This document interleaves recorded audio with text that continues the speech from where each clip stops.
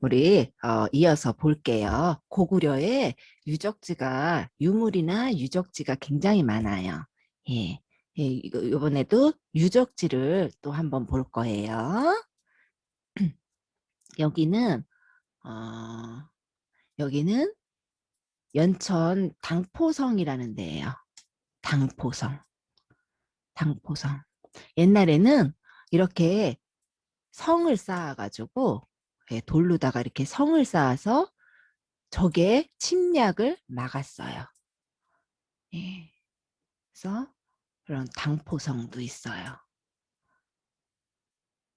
당포성도 있고 우리 아까 그림을 봤어요. 그림을 봤는데 그 그림이 상당히 역사적으로나 그 중요한 역할을 해요. 이렇게 이제 음, 무용도라든가 수렵도라든가 이런 이제 무용총, 예, 고분 벽화, 예, 벽화 고분 이런 게 오히려 문자보다도 더 중요한 역할을 해요. 그래서 우리 동영상을 한번 보고 왜 그림이 어, 유물이 되고 유적지가 되는지 우리 한번 동영상을 통해서 보도록 할게요.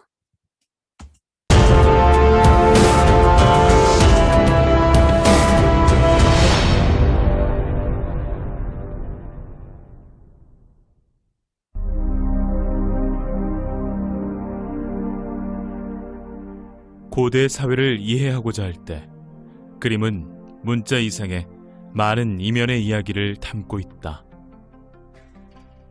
그림은 기호보다 쉽게 눈에 들어오고 마음속으로 읽히기 때문일 것이다. 무덤 속에 그려진 벽화를 통해 고구려인의 삶과 생각을 담았던 고구려 고분벽화. 찬란한 고구려의 역사가 담긴 고분벽화를 만나보자.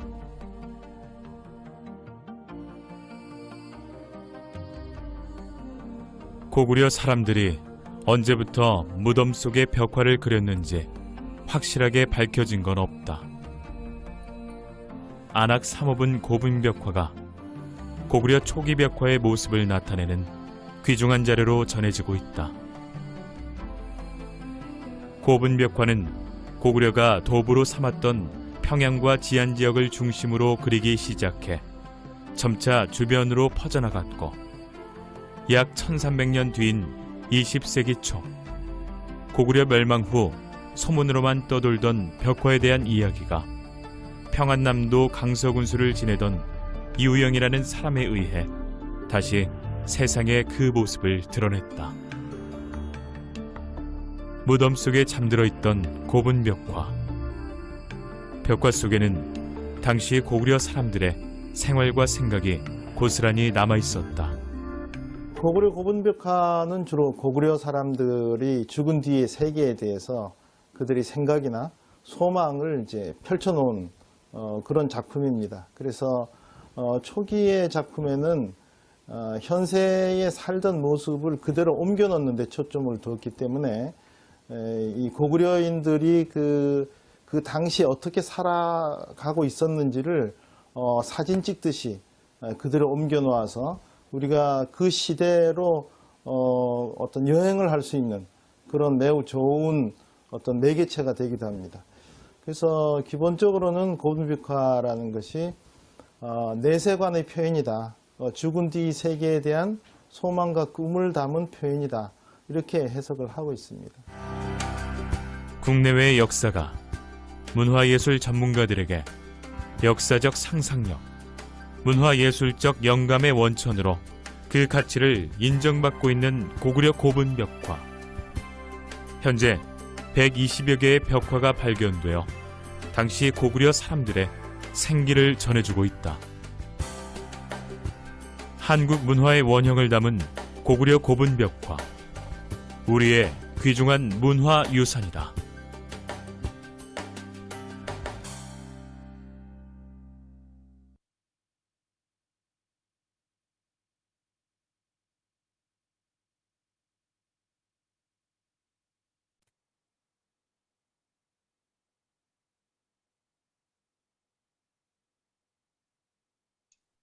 선생님, 목소리가 안 들려요. 아, 예.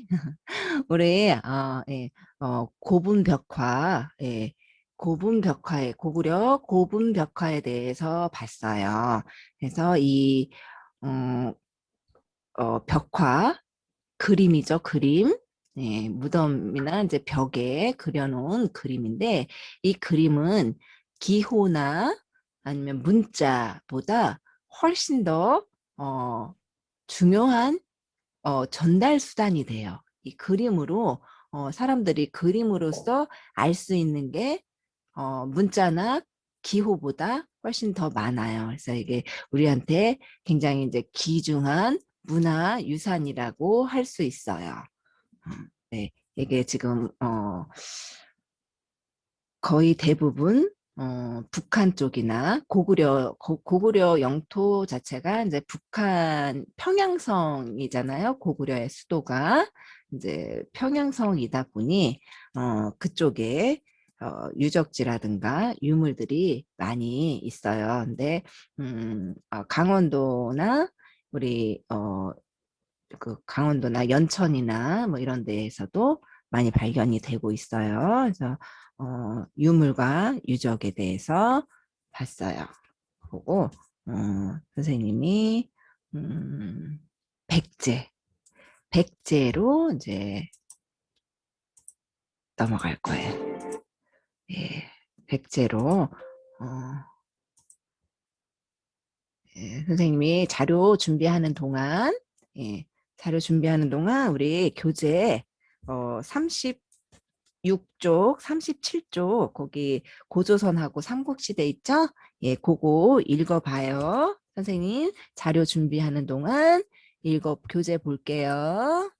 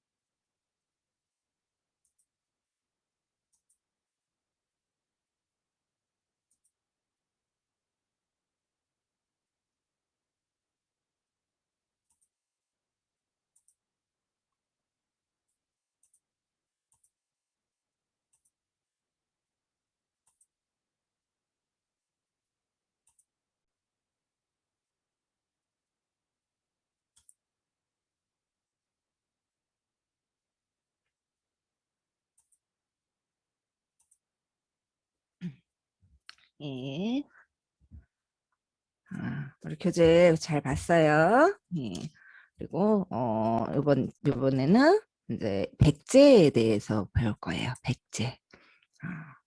삼국 시대 중에 이제 고구려 배웠어요. 고구려 배웠고 이제 백제, 예, 백제를 배울 거예요. 근데 선생님이 고구려의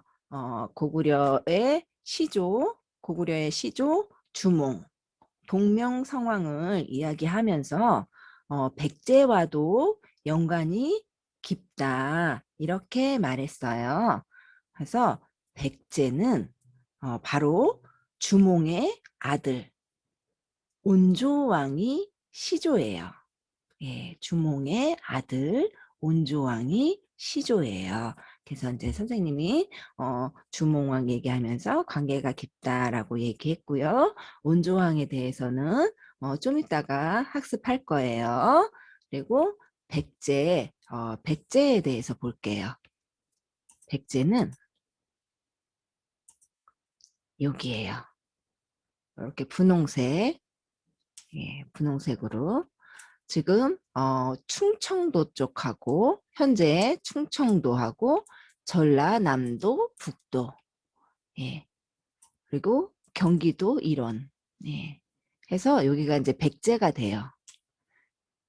백제는 기원전 18년에 온조왕이 세운 나라이다. 예, 온조왕에 대해서 예, 자세히 공부할 거예요. 한강 유역에 좋은 자연환경, 예, 좋은 자연환경. 백제는 정말 자연 환경이 좋아요. 좋은 자연 환경을 바탕으로 나라의 기틀을 닦아 발전했으며 근초고왕도 우리 염두에 둬야 돼요. 근초고왕 때 전성기를 이루었다. 세련되고 우아한 문화를 발달시켰으나 660년에 신라와 나당연합군에 의해서 멸망했다. 예, 백제. 예. 백제는 예, 온조왕이 시조예요. 온조왕이 시조인데 고구려나 고조선은 그 각각 시조에 대한 신화가 있었어요. 고조선은 단군 신화가 있었고 고구려에는 주몽 아래서 태어났다라는 신화가 있어요. 예, 주몽에 대한 신화가 있었고, 예, 온조왕은 주몽의 아들이기 때문에 다른 나라에 비해서 신화가 없어요. 신화가 없고 대신 실제 있었던 사실을 바탕으로 선생님이 얘기를 할 거예요. 그래서 온조왕은 지금 그 주몽의 부인 소선호예요. 소선호. 이분이 이제 온조왕의 어머니이면서 이분이 온조고 비류예요. 형제. 온조와 비류 형제인데 왜 고구려에서 살다가 백제까지 내려왔느냐. 예, 이게 주몽이 부여에서 처음에 이제 부여에서 그 도망쳐 나왔어요. 그래서 그 고구려를 세웠는데 동부여에서 이 고구려를 세우기 이전에 동부여에서 결혼했던 부인이 있어요. 예씨 부인이라고 결혼했던 부인이 있었어요. 그래서 그 부인에게 부인과의 사이에 아들 유리를 낳았어요. 아들 유리를 낳았는데 사실 주몽은 아들 유리가 태어난지를 모르고 고구려로 넘어왔어요. 고구려로 넘어와서 소선호와 함께 결혼을 해서 고구려를 세우고 그리고 아들 그 비류와 온조를 낳았어요. 그렇게 해서 이제 성장을 했는데 어느 날 이 유리가 예씨 부인의 아들 유리가 그 증표를 가지고 주몽을 찾아와요. 성장해서 증표를 가지고 주몽을 찾아오니까 주몽이 너무 반가운 거예요. 없는 줄 알았던 아들이 찾아오니까 너무 반가운 나머지 유리로 하여금 왕위를 계승하게 해요. 예. 그러니까 비류나 온조, 소선호의 아들인 비류나 온조는 왕위를 계승할 것이라 생각하면서 자라왔는데 어느 날 갑자기 예씨 부인의 아들 유리가 와서 이복 형제가 와서 그 사람이 이제 왕위를 계승하게 되니까 이거 소선호가 딱 보기에 이거 자칫하다가 형제 간에 싸움이 나겠다. 서로 왕이 되고자 형제들이 싸움을 할 수도 있겠다 싶은 거예요. 어렵게 고구려를 세웠는데 그런 왕위 계승 문제로 인해서 나라가 망할 수도 있겠다라는 그런 생각이 들었어요. 그래서 소선호가 아주 큰 사람이에요. 여자인데도 불구하고 굉장히 큰 사람이에요. 그래서 그냥 이복 형제인 유리와 왕의 자리를 다투고 싸우지 않겠다 해가지고 두 아들을 데리고 내려와요. 남쪽으로 내려가면서 인천 쪽 미추홀 쪽에다가 미추홀이 좋다고 해서 이제 미추홀에다가 나라를 세우고 더 내려와서 온조하고 소선호가 더 밑으로 내려와서 거기에다가 세운 나라가 이제 사비성에 도착해서 세운 나라가 백제예요. 예, 백제. 그래서 소선호는 고구려를 건국하는데 주몽하고 같이 건국을 하였고, 그리고 또 이어서 백제까지 아들하고 백제까지 건국한 아주 큰 사람이에요. 소선호. 여자이지만 아주 큰 사람이에요. 그래서 백제의 건국에 대해서 좀 살펴봤어요. 예.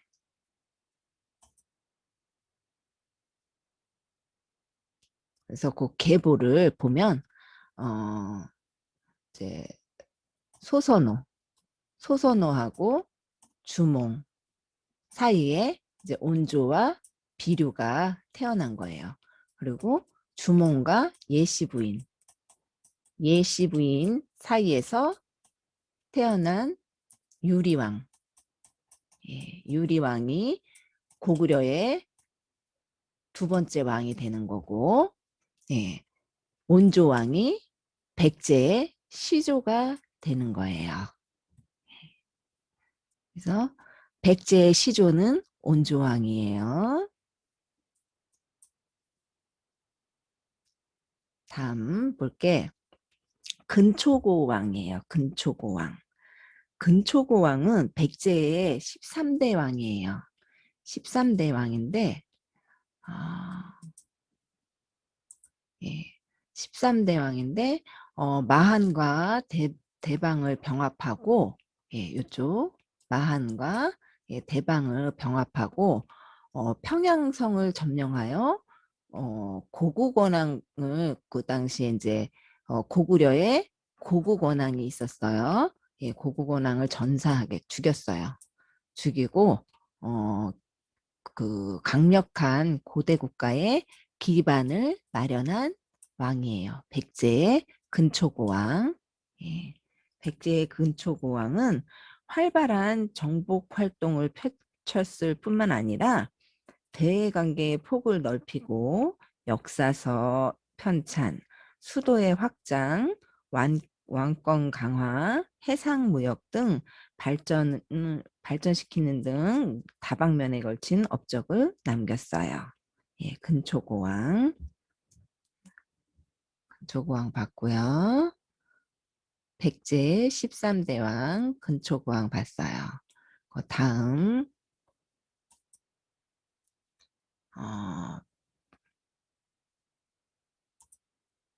예, 다음은 계백장군을 볼 거예요. 계백장군은 백제 말기의 장군이에요. 예. 나당연합군이 아까 이제 나당연합군 신라와 당나라의 연합, 예, 신라와 당나라의 연합에 의해서 고구려가 멸망했다고 선생님 얘기했어요. 이번에는 백제도 마찬가지로 나당연합군이 계속 백제를 공격을 했어요. 그런데 그렇게 나당연합군이 백제를 공격하던 때에 백제의 군사는 5천 명밖에 안 됐어요. 5천 명밖에 안 됐고 그 신라의 김유신의 군대는 당나라의 연합군이기 때문에 얼마나 인구가 많겠어요. 군대가 5만, 10배예요. 10배. 자그마치 10배나 되는 군대와 맞서서 4차례나 격파를 했어요. 예. 군사 5천 명, 예. 10배나 되는 그 적군을 4차례나 물리쳤던 장군이에요. 계백장군. 그래서 요 계백장군 요 동상이 부여군창. 충남 부여읍에 부여군청이 있어요. 그 앞에 이렇게 동상이 세워져 있어요. 계백장군의 동상이에요. 그래서 이 계백장군이 언제 죽냐면 신라의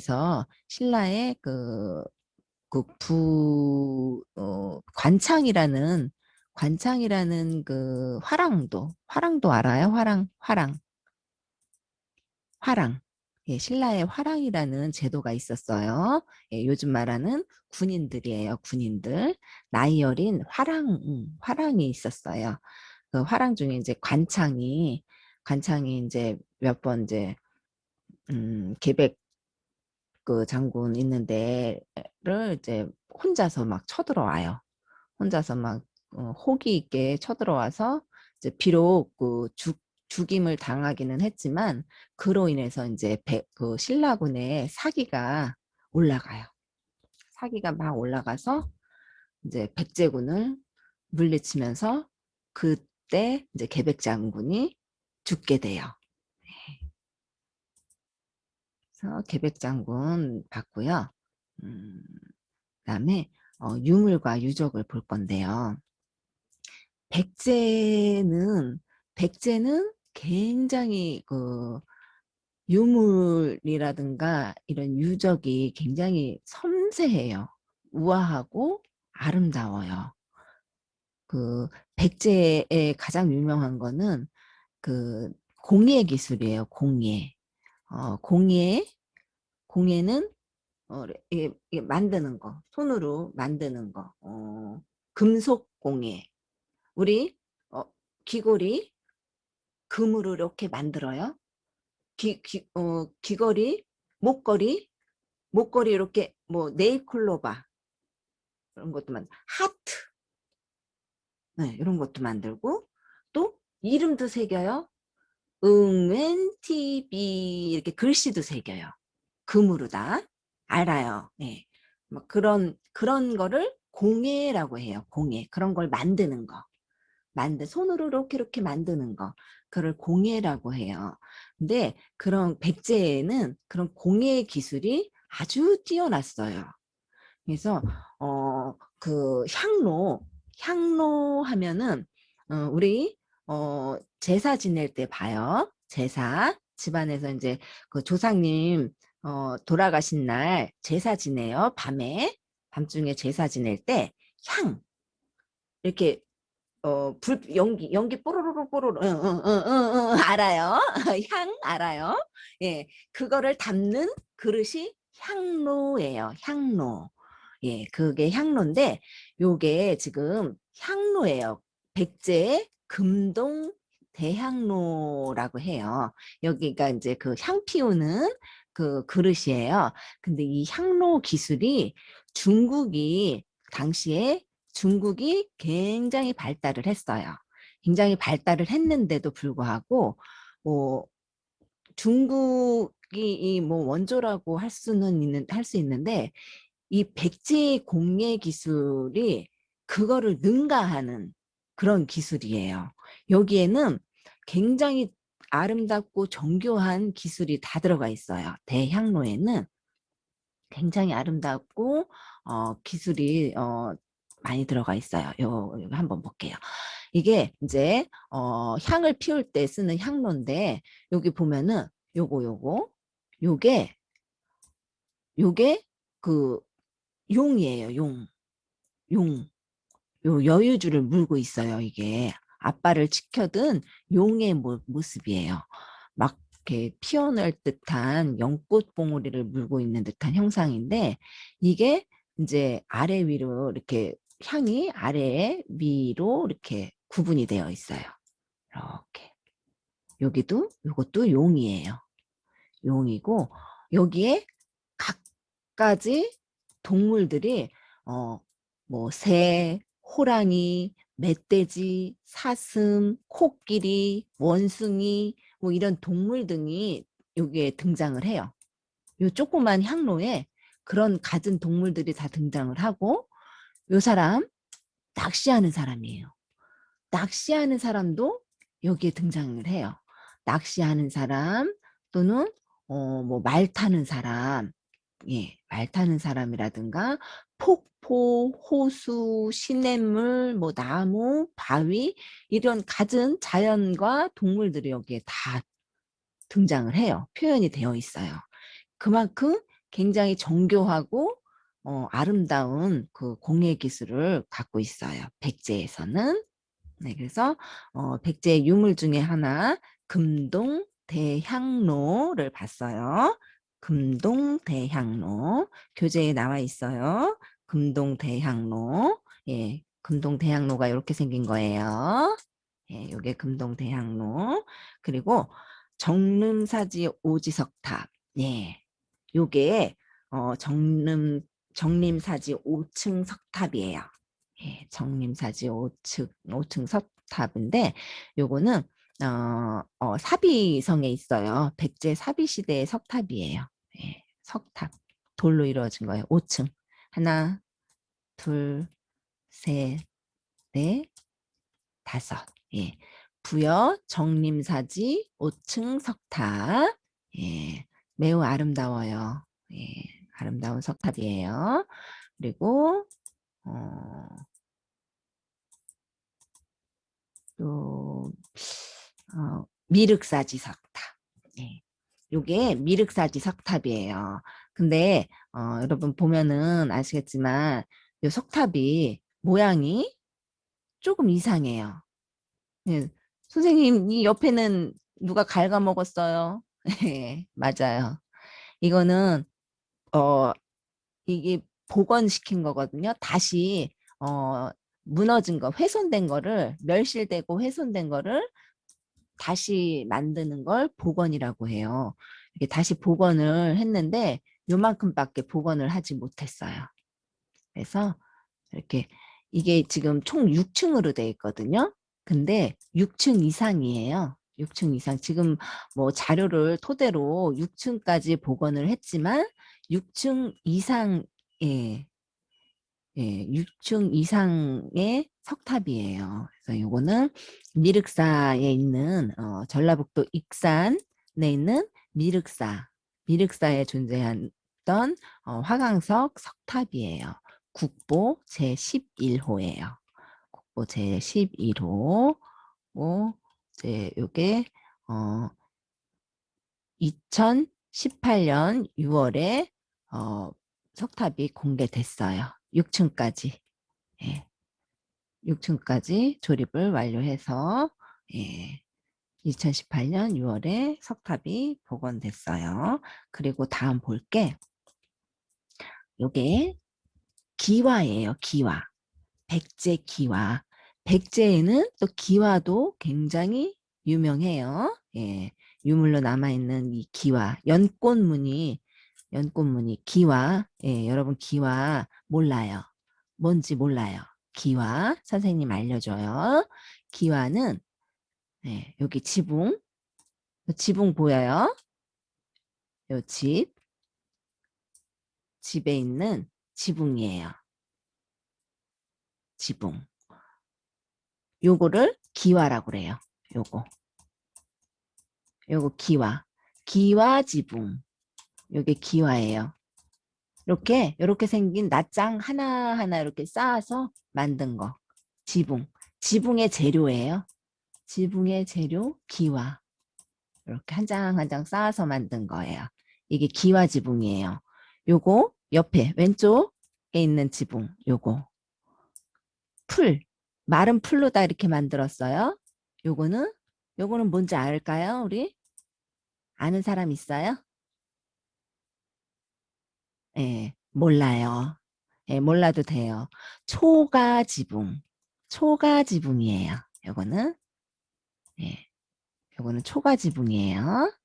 예, 마른 풀로다가 지붕을 만들었어요. 요거는 초가 지붕. 요거는 기와 지붕. 그래서 백제 유물 가운데 하나가 이제 기와예요. 백제 기와. 연꽃 이게 파손됐어요. 파손됐지만 요만큼이 이제 복원이 된 거예요. 그래서 백제 기와까지 봤어요. 이제 기와 뭔지 알아요? 예, 기와 지붕을 만드는 재료예요. 예, 그래서 백제 기와 연꽃 문양으로 된 기와 요것도 백제 기와 복원한 거예요. 이것도 백제 기와. 예. 그래서 백제에 대해서 알아봤어요. 그래서 오늘 수업은 여기까지 마치도록 하고요. 우리 복습해요. 교재 보고, 교재 한 번씩 읽어보고, 다음 시간에 선생님이 물어볼 거예요. 고조선, 그리고 삼국시대의 고구려 백제까지 봤어요. 다음 시간에 우리 선생님 물어보면 한 번씩 읽어보고 와요. 그래서 선생님 물어보면 우리 대답 잘 할 수 있어요. 그죠? 예, 샬럿이 잘할 수 있죠? 그래요. 오늘 수업 여기까지 하고 우엔 씨 그 7월 달에 시험 7월 달이죠? 8월? 7월? 네, 우엔 씨 언제지? 지금 잘 몰라요. 지금 잘 몰라요? 그래요. 그러면 어쨌든 시험 보기 전까지 우리 이제 학습하고 그리고 복습 교재 자주 읽어봐요. 교재 자주 읽어보고 선생님이 이렇게 수업 시간에 설명하는 거는 전체적으로 여러분들이 이해를 못하니까 여러분들이 이해를 돕기 위해서 이해를 빨리빨리 잘하라고 이렇게 많은 얘기를 해요. 그러니까 선생님 얘기를 듣고 교재를 보게 되면 훨씬 더 그 교재를 빨리 이해를 할 수 있어요. 그러니까 이따가 이제 수업 끝나고 책 딱 던져버리고 놀러 가야지 아니에요. 우리는 시험을 봐야 되니까 책 봐요. 저기다 던져놓으면 안 돼요. 네. 그래요. 오늘 수고 많으셨고요.